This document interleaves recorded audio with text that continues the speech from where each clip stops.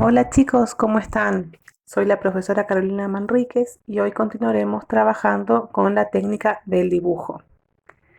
La semana pasada vimos algunos conceptos básicos necesarios para entender la manera en que percibimos las formas. Como les adelanté la semana anterior, empezaremos a ver el concepto de perspectiva, el cual se utiliza para representar el espacio tridimensional en un plano bidimensional. Es decir, la perspectiva es una técnica que nos ayuda a mostrar lo que vemos en una hoja de papel, o en la pizarra, o en cualquier superficie plana. Esto sirve cuando queremos hacer que lo que dibujamos sea lo más real posible, entendiendo real como el mundo de las tres dimensiones en donde nosotros nos movemos. Me gustaría que antes de empezar a aprender la técnica de la perspectiva, revisáramos un poco el origen de esta técnica y descubriéramos lo importante que fue. Hace casi 800 años atrás, jamás se habría pensado que alguien pudiera representar el volumen 3D en una superficie plana. Era casi imposible. Si se fijan en esta imagen, verán la representación de una Virgen María sosteniendo a su Hijo Jesucristo. Esta obra fue pintada en el año 1345, durante la era medieval, por el pintor italiano Bernardo Daddi. Esta imagen es muy interesante porque nos muestra una Virgen gigante rodeada de personas que parecen muñequitos, todos ellos con aureolas en la cabeza, simbolizando que son personas santas. ¿Por qué será que la Virgen es tan grande? Se debe a que en esa época no era tan importante que las cosas parecieran reales. No importaba eso. Lo que importaba era que el tamaño de los personajes simbolizaran la importancia que ellos tenían. Como esta obra fue pintada para honrar a la Virgen, se hace una Virgen gigante. Así, todo el que la vea sepa que ella es la más importante. Otra cosa interesante que aparece en esta pintura es el fondo. ¿Dónde están todos ellos? No podemos ver nada atrás. No sabemos dónde están, porque todo está pintado con oro. Sí, oro de verdad. Los cuadros religiosos se pintaban muchas veces de oro para que se viera luminoso. De esa manera entendemos que la Virgen, Jesús y los santos están dentro de un lugar de luz. Eso puede ser el cielo, el paraíso o cualquier lugar sagrado. Entonces, no era necesario dibujar un lugar real, ya que en esa época lo más importante era lo que simbolizaba el dibujo o la pintura. Pasaron varios años de esta pintura y en el año 1426, casi 600 años atrás, el pintor Masaccio crea la obra La Trinidad. Esta escena recrea en el interior de una capilla el dogma cristiano de la Santísima Trinidad. En el centro del fresco, fresco se llama porque está pintado sobre un muro, está ocupado por Cristo en la cruz y al fondo toman presencia Dios, Padre y el Espíritu Santo en forma de paloma.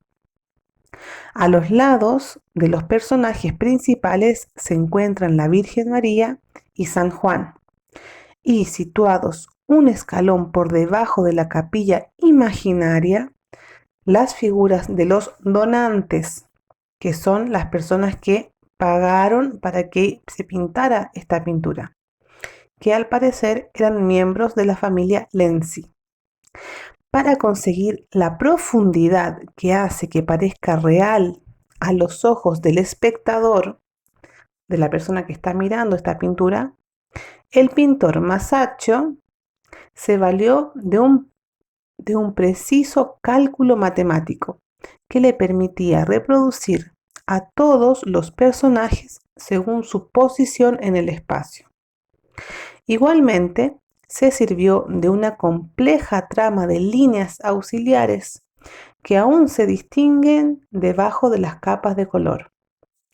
Todas esas líneas nacen desde un punto de fuga central, que es imaginario, que el artista italiano colocó hábilmente en el nivel ideal de los ojos de visión para que el observador, es decir, en el escalón inferior.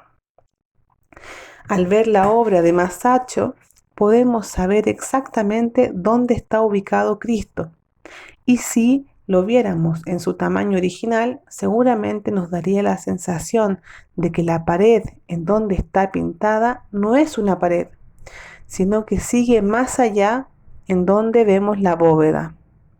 Esta ilusión óptica es de creer que algo de 2 dimensiones es de 3 dimensiones, es gracias a la técnica de la perspectiva que utiliza el artista y que a partir de él se comienza a usar hasta los días de hoy. Brunelleschi en la arquitectura y Masaccio en la pintura fueron los primeros en usar esta técnica, se llaman pioneros. Hasta bien entrando el siglo XIX, la pintura se rigió por las leyes de la perspectiva científica. Esto evidencia la magnitud extraordinaria del invento. Sin duda, uno de los grandes hitos artísticos de todos los tiempos. Es decir, la técnica de la perspectiva fue un invento que nos permite, a partir de ese momento, representar imágenes y lugares en 3 dimensiones en vez de parecer planas, como era antiguamente cuando ustedes vieron en la época medieval, no se veía el fondo, por ejemplo, o no sabíamos si una figura era más grande que otra. A través de la perspectiva nosotros podemos saber la proporción de todos los elementos. En las próximas clases nosotros vamos a aprender cómo realizar dibujos utilizando la técnica de la perspectiva. Muy bien, chicos. Entonces, la actividad para esta semana es la siguiente. Deben responder en sus carpetas las siguientes preguntas. Primero, ¿qué cambió en el arte después de las pinturas de Masaccio? Número 2. ¿Qué es lo que busca la técnica de la perspectiva? ¿Cuál es su finalidad? Y finalmente la número 3. ¿Qué era importante representar en el periodo medieval del arte religioso? Que es la primera pintura que nosotros vimos, en donde el fondo era de oro.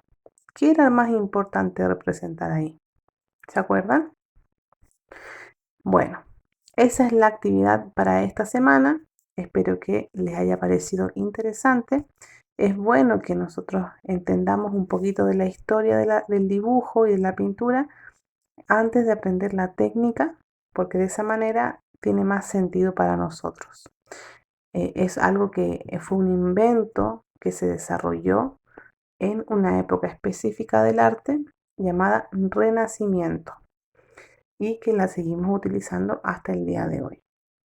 Eso, chicos, espero que tengan una hermosa semana y me mandan sus trabajos a mi WhatsApp por privado. Nos vemos.